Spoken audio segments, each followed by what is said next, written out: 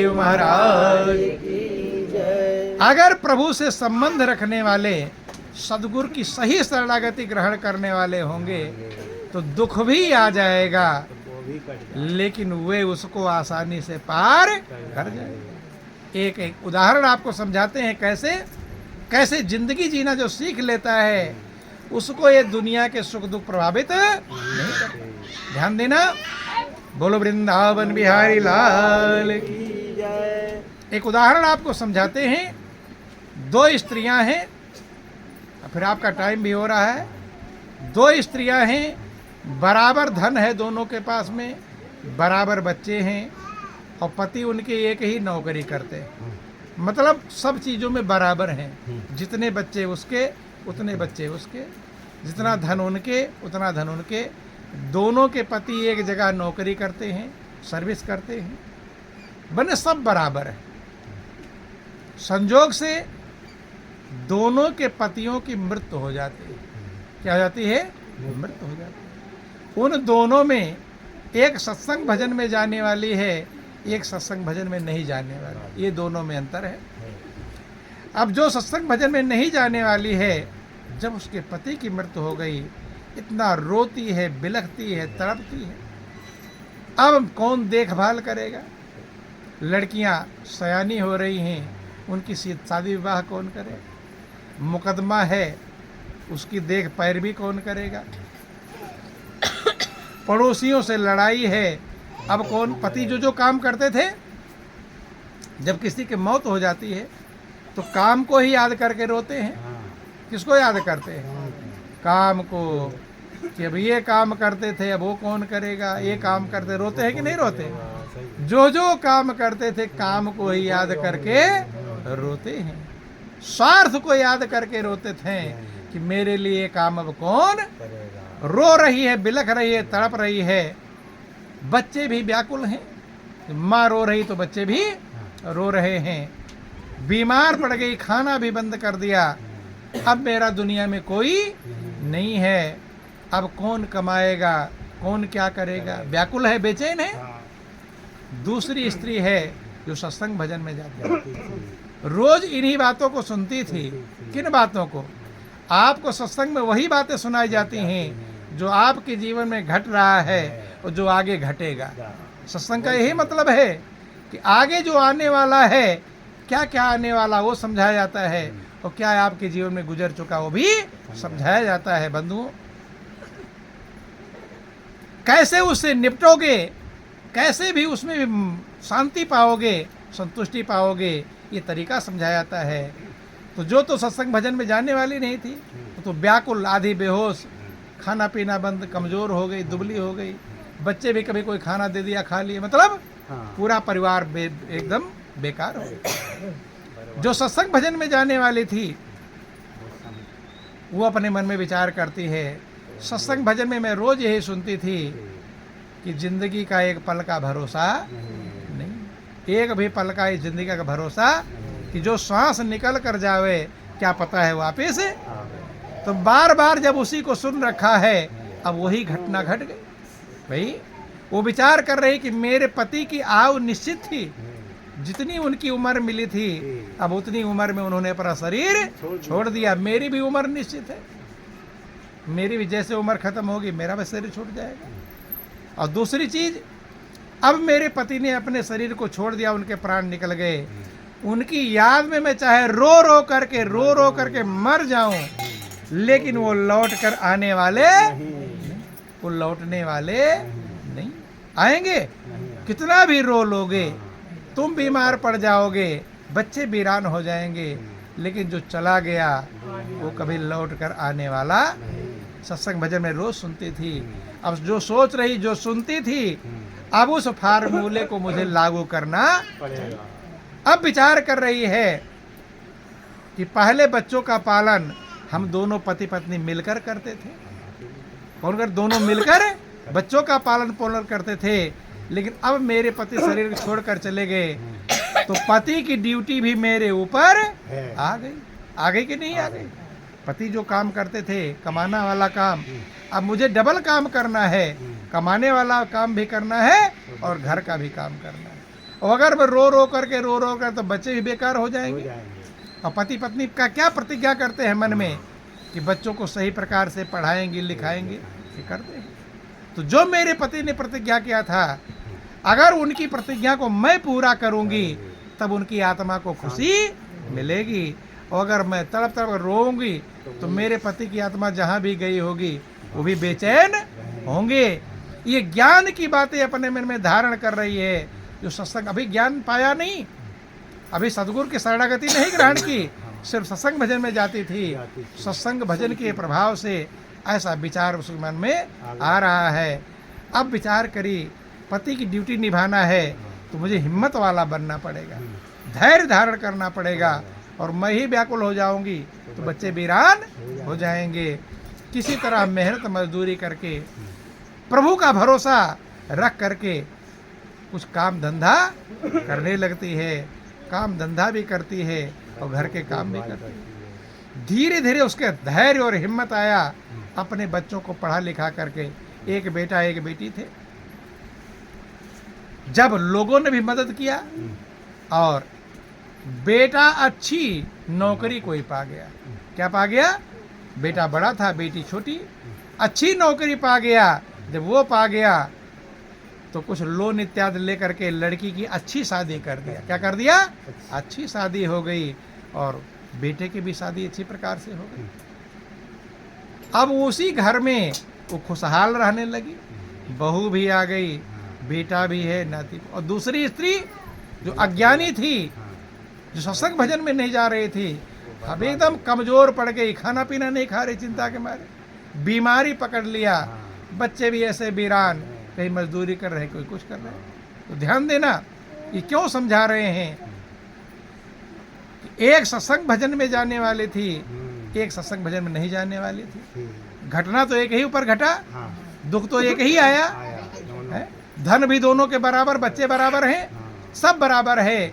एक ही दुख आया, लेकिन एक दुख को पार करने की क्षमता सीख गई थी सत्संग भजन से, और एक दुख को पार करने की क्षमता सीख नहीं पाई थी। इसलिए सत्संग आवश्यक है। इसलिए सब संत महापुरुषों ने समझाया, सत्संग आपको जीने की कला सिखाता है। क्या सिखाता है? The art of living. वो कला सिखाता है जिससे आप जिंदगी को जिंदगी के तरह सीख सकते हैं। ये जिंदगी आनंद का भंडार है, शांति का स्रोत है, सुखों का मूल है। लेकिन जब सत्संग में आएंगे तो आपको सच्चा सुख मिलेगा। दुनिया में झूठा सुख मौजूद है। झूठा सुख का मतलब अभी सुख मिले फिर दुख मिल जाए, उसे कौन सा कहते हैं? झूठा सुख। संतों ने समझाया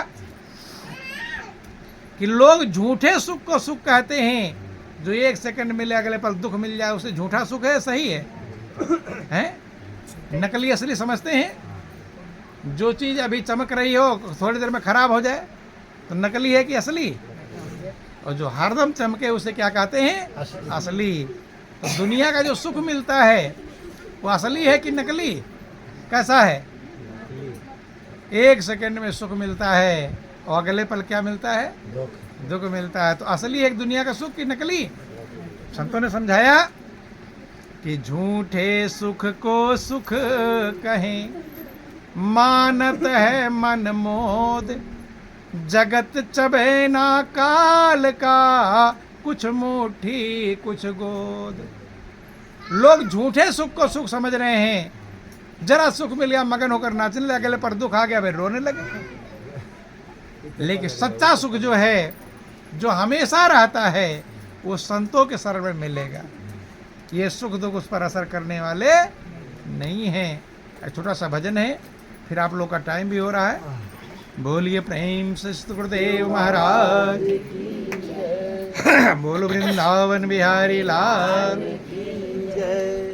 सभी लोग भजन दोहराने का प्रयास करेंगे कि आप यूं ही जो सत्संग में आते रहे, आप यूं ही जो सत्संग में आते रहे, आप यूं ही जो सत्संग में आते रहे, आप यूं ही जो सत्संग में आते रहे। सच्चा सुख और संतोष मिल जाएगा। सच्चा सुख और संतोष मिल जाएगा। आप यूं ही जो सत्संग में आते रहे, आप यूं ही जो सत्संग में आते रहे, सच्चा सुख और संतोष मिल जाएगा।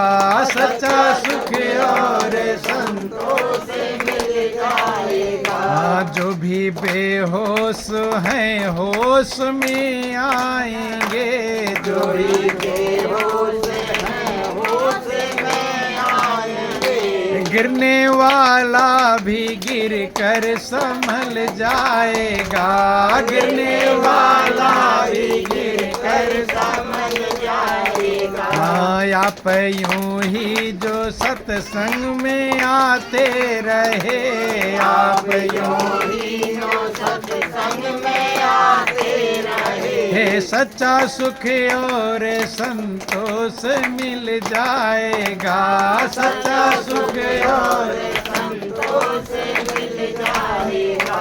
जो भी भूले हुए अपने अभिमान में, जो भी भूले हुए अपने अभिमान में, राम को भूल बैठे हैं अभिमान में, राम को भूल बैठे हैं अभिमान में। जो भी फूले हुए अपने अरमान में, जो भी फूले हुए अपने अरमान में, राम को भूल बैठे हैं अभिमान में, राम को भूल बैठे हैं अभिमान में। चांदनी में नहाएंगे वो एक दिन, चांदनी में नहाएंगे वो एक दिन, उनके दिल का अंधेरा भी छट जाएगा,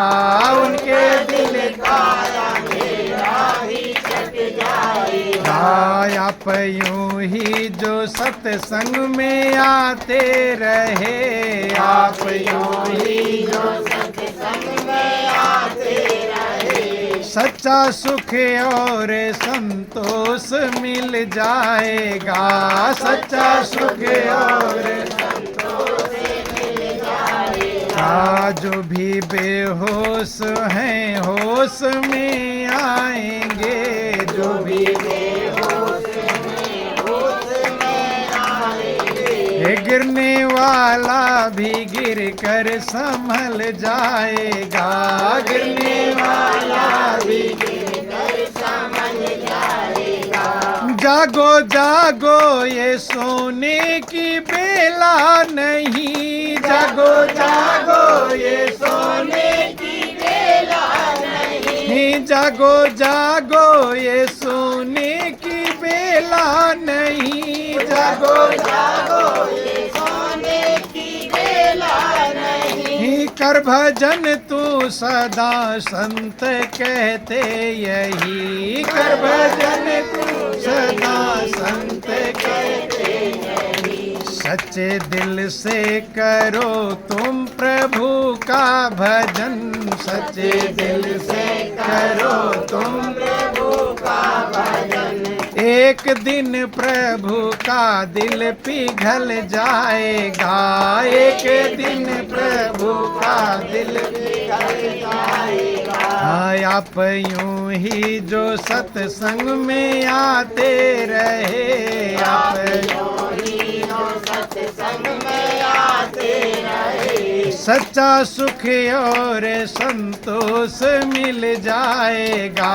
सच्चा सुख और संतोष मिल जाएगा। जो भी बेहोश हैं होश में आएंगे, जो भी बेहोश हैं होश में आएंगे। गिरने वाला भी गिर कर संभल जाएगा, गिरने वाला भी गिर कर संभल जाएगा। जिस जिसने भक्ति करी उसने मुक्ति लही, जिसने भक्ति करी उसने मुक्ति लही, जैसी करनी करी वैसी भरनी पड़ी, जैसी करनी करी वैसी भरनी पड़ी। हाँ, जिसने भक्ति करी उसने मुक्ति लाई, जिसने भक्ति करी उसने मुक्ति लाई, जैसी करनी करी वैसी भरनी पड़ी, जैसी करनी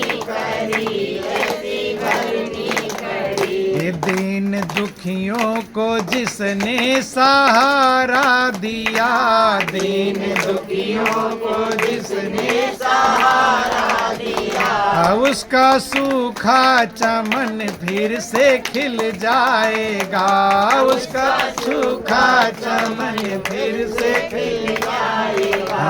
आप यूं ही जो सत्संग में आते रहे, आप यूं ही जो सत्संग में आते रहे, सच्चा सुख और संतोष मिल जाएगा, सच्चा सुख और संतोष मिल जाएगा। जो भी बेहोश हैं होश में आएंगे, जो भी बेहोश हैं होश में आएंगे, गिरने वाला भी गिर कर संभल जाएगा, गिरने वाला भी गिर कर संभल जाएगा। तो सत्संग वह प्रभु की दया है जो भोले भटकों को रास्ता दिखाता है, अशांत बेचैन हैं उन्हें शांति की तरफ ले जाता है, जो दुखी हैं उन्हें सुख की तरफ ले जाता है। इसलिए समझें, विचार करें, मनन करें।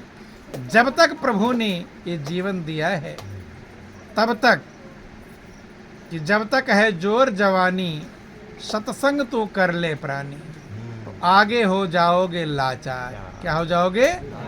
फिर कुछ कर पाएंगे? यही जीवन की कीमत है, यही सार है। अब आपका समय भी हो गया है। इन्हीं चंद शब्दों के साथ बोलिए प्रेम से सत गुरुदेव महाराज की, श्री सच्चिदानंद भगवान की, उमापति महादेव की, पवन पुत्र हनुमान जी महाराज की, जगत जननी अम्बे मैया की, सियावर रामचंद्र भगवान की, बोलो सब संतों की, सत्य सनातन धर्म की।